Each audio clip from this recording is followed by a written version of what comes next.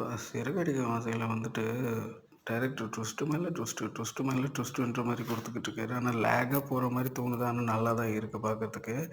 இப்போ வந்து பார்த்தீங்கன்னா, ரோஹிணி வந்துட்டு மனோஜ் கிட்ட காசு கேட்டிருப்பா. அது செட் ஆவாது. சரி ஓகே அப்படின்ற மாரி பார்த்துக்கிட்டு, எதுக்கு ஃப்ரெண்டுக்கெல்லாம் காசு குடுக்கணுன்ற மாரி போயிட்டு இருந்தது இல்லையா? அதெல்லாம் முடிஞ்சு போச்சு. மொட்டை மாடியில உட்காந்துக்கிட்டு அண்ணன், தம்பிங்க எல்லாருமே பேசிக்கிட்டு இருப்பாய்ங்க. என்ன பேசிட்டு இருப்பாய்ங்கன்னா வந்துட்டு, "என்னடா இந்த மாரி பொண்டாட்டி வந்து இந்த மாரி பண்ணிக்கிட்டு இருக்கா?" அப்படின்ட்டு.